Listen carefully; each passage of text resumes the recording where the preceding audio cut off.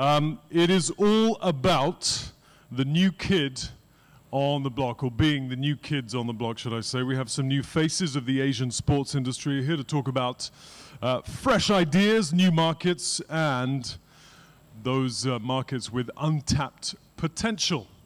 So, from high adrenaline action sports to the market's appetite for health and wellness, and with us to moderate, we have Sam Lee, Head of International Business Strategy for Cinesports, and the panelists Matak, Ed, Wally, and Holly. Go for it. The platform is yours, Sam. Hey everyone, should be a very good session today. So why don't we just start off with a quick introduction from each of our panelists, and Holly, you can go first. Sure, thanks Sam. So just a quick overview of our business. I work for a global sports marketing company called CSM, and broadly what that means is we work in sort of three pillars. We work with major brands that invest in sport and entertainment and try and help them derive maximum business benefit from those investments. We also work with rights holders, so federations, events, leagues, to bring partners into those relationships. And then finally, we sort of create events using, you know, some of the latest clever innovation and technology to create memorable experiences. And what an amazing opportunity Asia is right now. Matak? So you've seen the video that is from produced by our company, and this is all the action sports that we organize, and it's better than words to describe them, as they are very visual. So Hurricane is right holders of, the right owners of the FIS World Series, which is a World Action Sport Festival that has a step around the world and features a competition of BMX, skateboard, inline skating, all the urban sports that are very young and exciting. And we, on top of that, as we are organizer of the events, we also build the ramps. So all the ramps that you can see in the video are built by us. We manage the athletes, we produce the video, and we do post-editing. And we also drive all the marketing for some brands, like Honor, the brand of Huawei, has decided to use us as to have a whole strategy around action sports for their marketing needs. And having an event intern, it's pretty useful because we use it as a platform to market their brand. Wally? Hi, I'm the founder of Sports Connect. We are a sports marketing and athlete management agency based out of Singapore and working in emerging markets. And we help brands connect effectively with their customers through the medium of sports. We have some sports players on our roster, and we work with some top European football properties. The idea is to help brands understand how they can use sports to get more traction with their audience, and how to enter new markets, get awareness, and get engagement through the medium of sports. Ed? Hi, my name is Ed Fitzpatrick. I'm a co-founder and CEO of District Technologies. District is a really new, innovative, exciting, and fun way for people to get active and healthy. At its core, District is a technology platform that fuels exploration experiences. Our technology is not meant to be a new Google or anything like that, but it really is there to look at a lot of macro trends that are going on in the market and deliver solutions to those trends through a really new, innovative way. A lot of people look at our technology and they call it a mix between Pokemon Go and The Amazing Race in its exploration capabilities. And through our discussions with partners and potential partners, not just here in Asia, but in North America and Europe, we see it as a world's first in the space. Great. So the title of our panel is New Kids on the Block, and that could mean a new venture, that could mean a new division or a new region of focus for each of these companies. So I would like to have everyone kind of address that a little bit, and I guess I will start why I'm leading the discussion with Sina Sports. Most of you might know it as a digital media company. We've been around in China for the last 20 years. We also have Weibo, which is the biggest social media platform in China. But about 4 years ago, we started a new business venture, and that's our offline events business. We have about 7 different events now, which includes the world's largest 3-on-3 basketball tournament, and we also have Asia's leading 5-on-5 futsal tournament. So those are, one of our newer lines of business, and really leveraging our online resources that we have, we're able to create a new source of revenue for ourselves. So Holly, why don't you kind of explain your role with CSM? Well, why am I a new kid on the block? I think it's. I was hoping we were going to be talking about 80s boy bands or something, but sadly not. I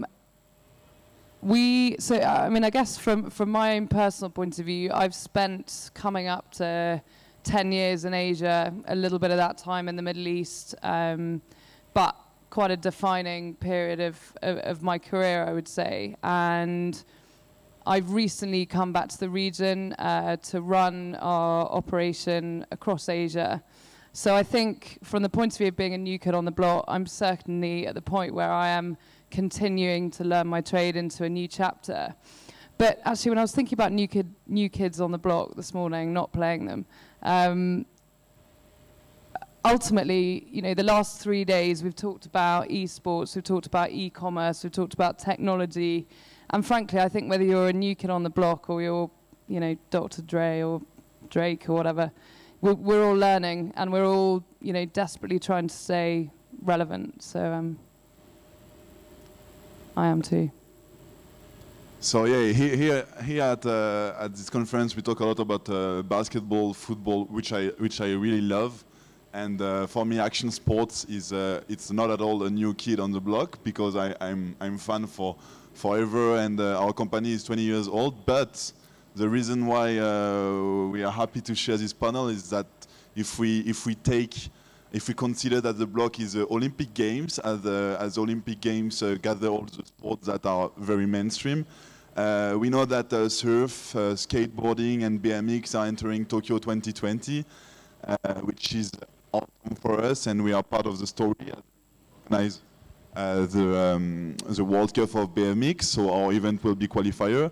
So yeah, now thanks to Olympic Games, we will have a better exposure. So BMX will be considered much better. We'll find much more sponsor, I guess, thanks to that as well. But we have to know that it's also because the IOC, so the Olympic Committee, needed us to change their images, because obviously now the people are all about streets, urban sports. They love us, and the users and the people that share content on the Instagram, Facebook, and all social networks are the guys that practice that kind of sports, street sports. So this is what makes us a new kid. Wally, your new agency? Well, so we are literally the new kid on the block. The Sports Connect agency has been, it's just over a year old. And we're working in emerging markets in Asia, and one of our major markets is Pakistan, which, as far as sports is concerned, is very, very new. It's the 6th biggest country in the world, 210 million people, 2/3 under the age of 30. And after China and India, it is right now the biggest untapped market in terms of sports investments. You've got 140 million mobile users, 40 million Facebook users, which is, just the Facebook users is bigger than most European countries. And right now, we're having a lot of sports leagues coming up. There's the Pakistan Super League of Cricket, which is the equivalent of the Indian Premier League of cricket in India, which last year had 140 million viewers. Now there's a Kabaddi League, a boxing league happening with Amir Khan, who's the big British boxer, football league happening. So from that point of view, the market is very, very new and untapped, and that's what one of our major focuses right now. Ed. Yeah, Holly stole my joke on 80s boy bands there. So other than singing like first. Jordan Knight,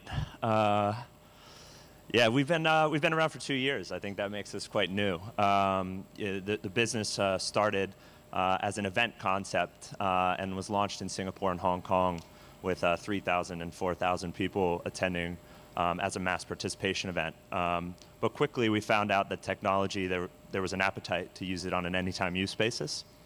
And so we've basically changed the business model, and we'll be launching in 35 different countries around the world, and it will be new to all those countries. So I think just from a time and geographic perspective, we're quite new. I think we're almost sitting in a arrangement where, in terms of the age of the company, we're going this way, where the three of us have been around for 20 years, and the agency and the app has been around for less than 2. And then Ed, if you consider your mobile app being on the App Store for 8 months, I think then we're actually sitting quite in the right direction. So, you know, you can see that it kind of runs the spectrum in terms of from startups to companies with parent backing into, you know, companies that are looking into new regions. What would you say would be the strength as you're starting off this new venture or starting off a new region? Look, I think I mean, I come from a bit of a different perspective in terms of the structure of the company. You know, we are a private equity-owned business, which, for those of you who are in that situation, comes with its challenges, but I think with its opportunities as well. Especially when you can identify investments that are smart and investments that make sense. So in the last 6 months, we've done a couple of partnerships in association with our owners. So we have partnered up with a digital data activation agency, actually based in Melbourne, to help our clients use data that come out of partnerships to help drive their sales funnel. And that has fundamentally changed the sort of offering that we can make to clients. And I think the other one is partnering with a global esports agency. You know, it would make absolutely no sense for us to start creating a team within a company quite yet, although that might follow. But it's essential that we can talk intelligently about these things to our clients. So I feel lucky insofar as I think the business is very, very committed to this region, and also that there've been individuals and clients along the way that have believed in us and believed in me. So it's a bit of a different perspective, but so kind of the accumulation of relationships through the parent company and also the support from the parent company. And yeah, and I think it's you know, often the case that you need a catalyst to be able to create bricks and mortar in a country, and for us they were major global clients, but obviously the absolute intent now is to grow our local client base and become more systemic and sustainably involved in domestic sport. All right, Metak? Yeah, so the help and the strength is a bit different in our case, because so we have just one company headquartered in France, and we have just one branch in China. And we run the event by ourselves, and obviously we call it an opportunity business. So we have to find the fundings, and the fundings comes from government and brands. So it's always tricky to have the broadcaster and then the sponsor and then the government funding and can I use you? And be sure that one of and who is going to sign first, and we have to make sure that the three stakeholders will sign afterwards. But the best tool of today, so that was a business perspective, but the best tool of today to enlarge our networks and to make our sports greater and more mainstream is, of course, social networks, because they are so visual. Who is not having a kid or himself wearing Vans or Adidas Original in this house, in this room? I don't think anyone. So these action sports are forever in our lifestyle, and they are not considered as sports, they are considered as lifestyle, but thanks to the Olympic Games now they are considered as sports. So the strength will be definitely all the visual tools, first Instagram and Facebook, and then hopefully more sponsor to get more communications. Wally? Well, I think for us there would be a couple of strengths. The first is that having worked in Singapore and a lot of the Asian markets, we have the expertise to translate this in other markets. And in the US and Europe now, the sports marketing sponsorship is a very mature space and is to an extent saturated. In Asia, there is still demand, and in a country like Pakistan, where there is so much demand for new sports properties just from an entertainment point of view. So there is demand from an investment point of view for private equity companies, for example, to invest in sports properties, raise their valuations, and then sell them. There is demand from sponsors to sponsor sports properties, from brands to sponsor sports properties in these massive markets of 150, 160 million consumers. And then there's a demand from the consumer to consume a lot of content from an entertainment point of view. And we are positioned very well in a space, in a country where the big sports properties, the big sports agencies have not yet entered. So we're right now the conduit between to get these properties in a very effective way, in a very professional way, and get them up and running. Got it. And Ed? Yeah, I think the strength of building a small challenger business relies on identifying macro trends that can really pull you through the startup phase. So, for us, when we were building District, there was 4 key things that we really looked at. The first one is experiential economy.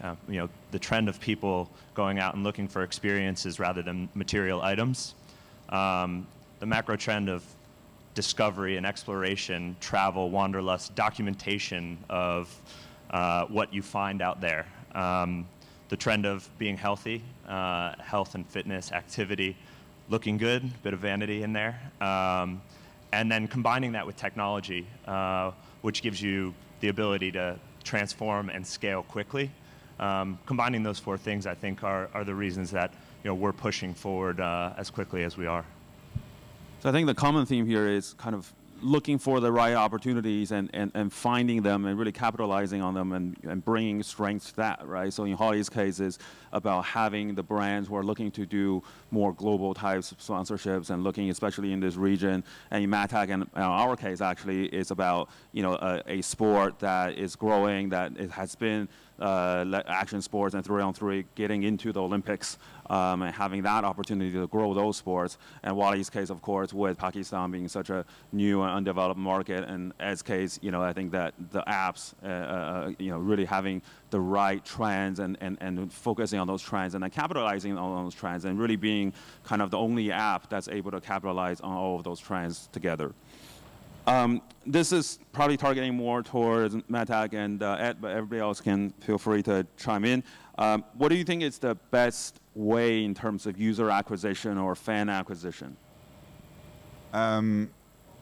So it's to engage them, of course. So the content user, the content generated users tools are the best way to get the fans sustainable for us.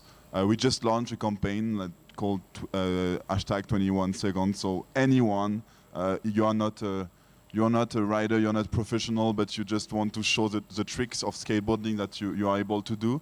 So the guys that are from Pakistan, for example, that are not able to show the tricks because they don't travel to France, they will definitely put online this content, and I will take some words from a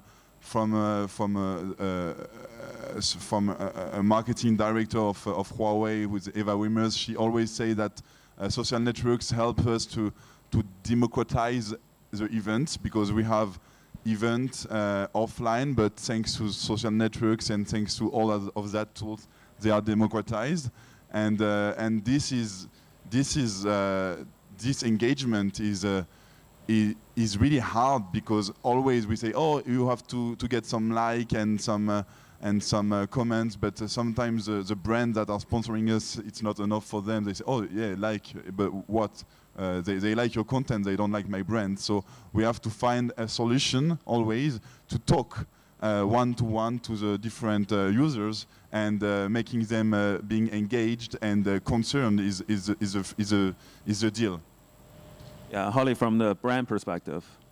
Yeah, I mean, it absolutely, you know, the access we now have to data can just inform so much more about the behavior of the people that businesses are trying to target. So, you know, data that comes through partnerships can be so much more effective, because we know how these people are behaving, you know, where they're living, what they're doing, what they're interested in.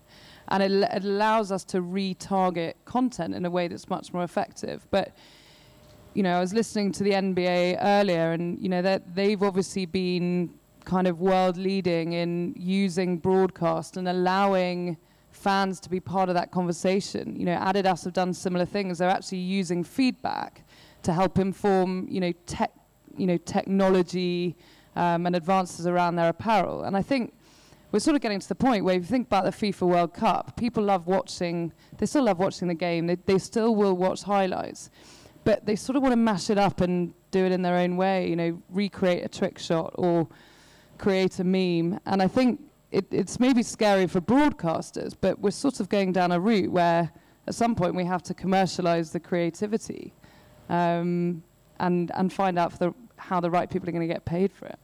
Yeah, absolutely. And Ed, I think, you know, your users, every time they're using the app, they're actually creating something new, right? They are creating routes, they're creating data. Now, how are you guys kind of using that to accelerate accumulation of users?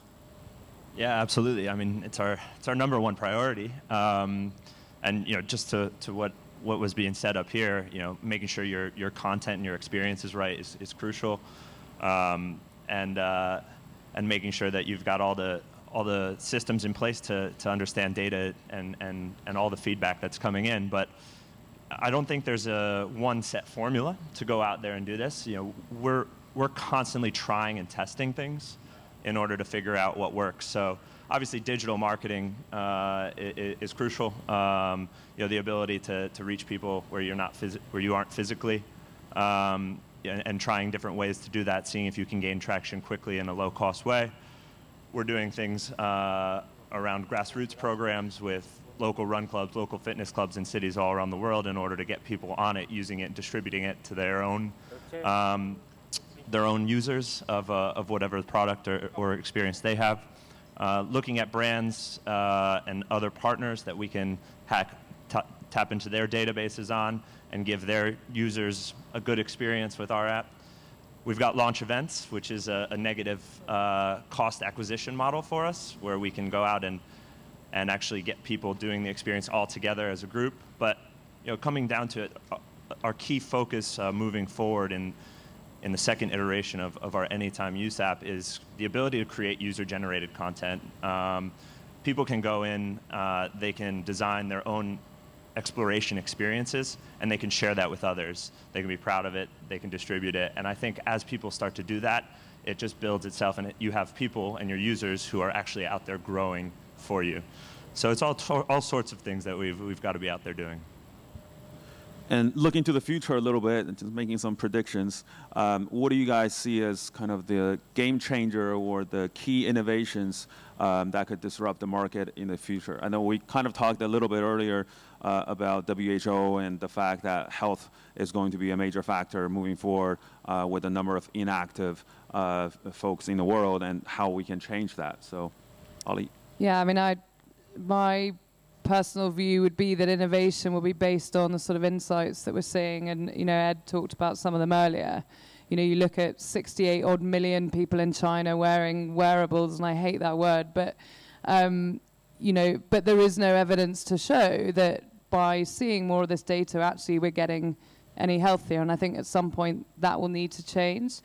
You know, the way we're consuming sport in terms of the technology that's available, you know, I think there's going to be all sorts of exciting things that are going to happen. I mean, I'm personally fascinated about how the innovations in biometrics and performance and understanding more about what's going on the field will influence the sort of innovations we'll see. I actually recently did a DNA test with a company called DNA Fit, that's sort of Uber nutrition test.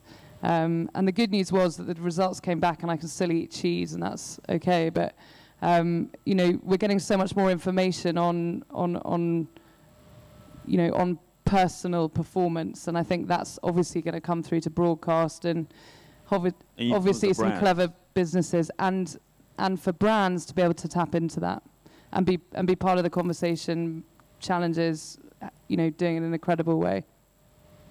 And Matek, obviously Olympics is a big game changer for action sports. But what else do you see in your field? So there is different things. I just wanted to follow what Ed was saying because it's totally linked to the future. The fact that the customer will be able to draw his own journey is also the next challenge for our event. Using an APP or maybe district APP later would be amazing, because we are a festival with a program that is from 8 to 11 p.m., 8 a.m. to 11 p.m. Packed with many different sports. If you have a tool that allows you to do whatever you want, whenever you want, and you choose, you are the guy that goes to the festival and know exactly at what time with an alert what you want to do, the sponsor will be much happy, because they will be able to communicate to one by one a customer. And at the same time, the customer will have an experience that he couldn't have, because, you know, you go to a festival, you don't know what you do before. So technology is a key.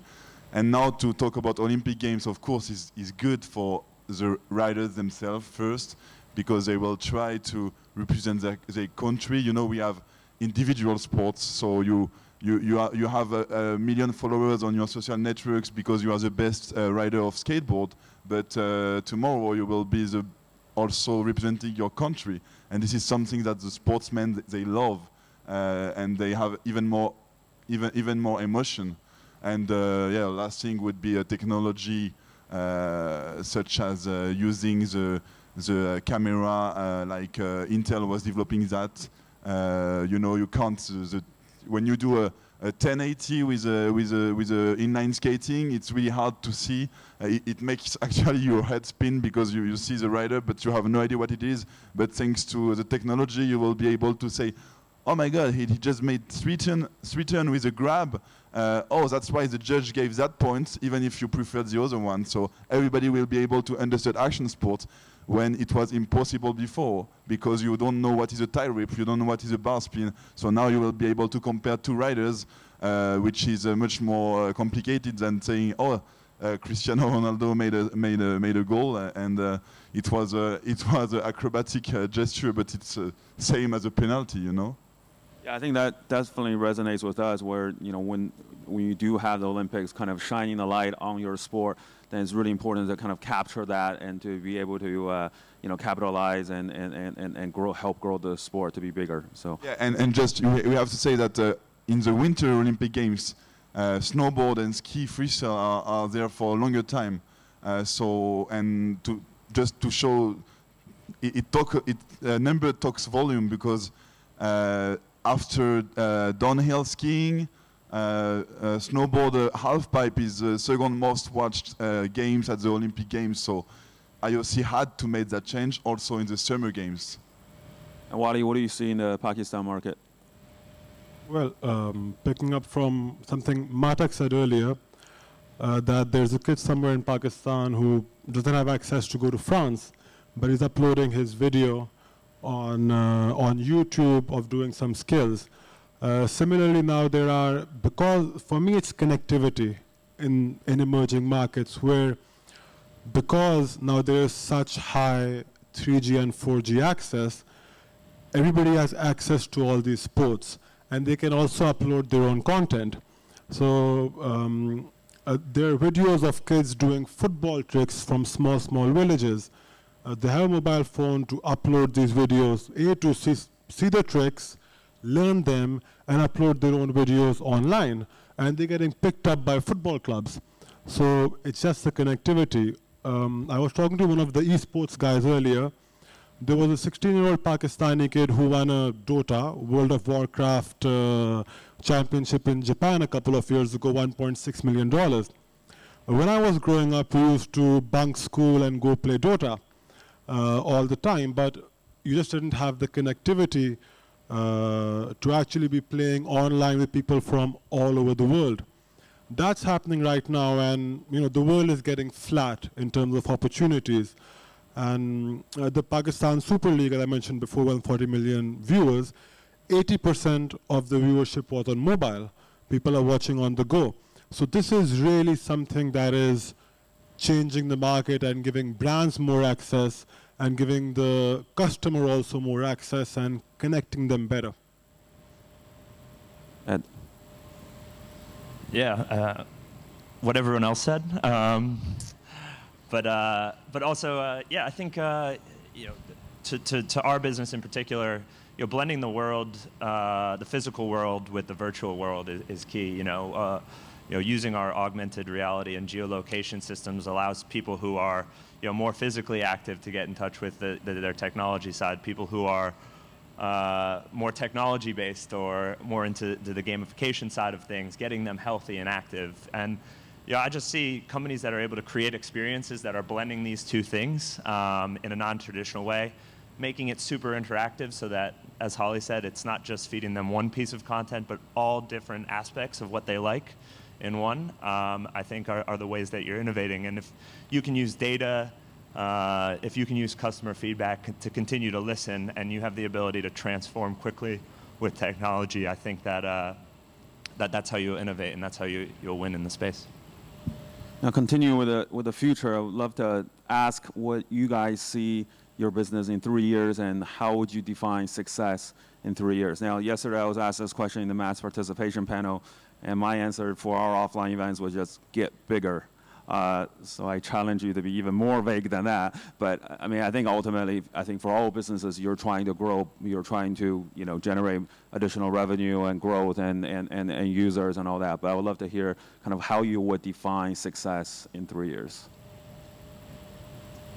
Grow. No, I mean, I think there's a number of things. We are making a very deliberate play into sort of new markets over the next couple of years. We see Japan as a potential shining light with the Rugby World Cup and an Olympic Games on the horizon, and I think we are trying to position ourselves in the strongest way possible to be part of that. I would love to see us very involved, as I said before, around some of the more local sports that are growing. We talked about 3x3, 5x5. To really be part of the story of sport growing, from Asia rather than just the outside in. But to pick up on the point around health, and it's a big passion point of mine, and I know that we're talking a lot about esports, and that's happening, but WHO report tells us that 1/4 of the world's population is inactive, and that is defined by doing 150 minutes of not even walking in a week. And that is that's a problem that we face. 4 in 10 suffering from mental health issues and all of that. And I can't help but think that both for businesses, and therefore hopefully people like us that can support them in this, is to be part of that conversation and start to make inroads in some of those bigger issues, will have a great impact not only on their business but on broader society. So look I'd out be for proud if we could do anything in that sense. So look out for the big CNESport CSM venture to change the world and make everyone healthy. Exactly. All right, Mehtak? Well, 3 to 5 years is a short term, but if I'm allowed to dream, Then I would say, well, there is a 21 GP race for Formula One. Why not 21 stop of the World Cup for FIS? Same as, yeah, everybody knows here's Shaun White in snowboarding because he's also at the Olympic Games. So the most talented guy in BMX today is Logan Martin, an Aussie, and why not tomorrow as known as Shaun White, and everything is good for our business, and yeah. So democratization of these sports especially. Grow. Short answer. But so specific to Pakistan, it's getting the big European football properties to come and invest in the country, and eventually, maybe not 3 to 5 years, but start picking up talent from a country that has a very big sports talent pool, but building infrastructure, getting access to the faraway places, and giving that talent an opportunity to get the right facilities and really change their lives, their village's life, their whole family's lives would be one of the biggest goals. And the second thing would be on a personal level, to build Sports Connect to a place where it's a premier Singapore-based sports marketing agency, helping brands and sports properties connect in emerging markets. So yeah, a stop of FIS World Series in Pakistan within 3 years would be great as well. Absolutely, why not? Why not? And Ed, to help us wrap up. Yeah, absolutely. Yeah, I think we want to be the #1 technology platform for exploration and health motivation. You know, to tackle some of those social issues, we want people to be getting active, getting healthy. You know, through the exploration, we're highlighting different social issues that hopefully make the world a better place. You know, we'll highlight water fountains in the city so that people can reduce one-time use plastic, or innovative urban living solutions that are a bit more green. And if we can have that social impact, that's great. You know, we're also looking at it from a business perspective and making sure that, you know, right now we build a business model that can monetize that capability and keep reinvesting into it so that we can continue to grow. Great. And that's all the time we have. So thanks to the panelists, and good luck to all the new kids on the block. Thanks, Tom. Thanks.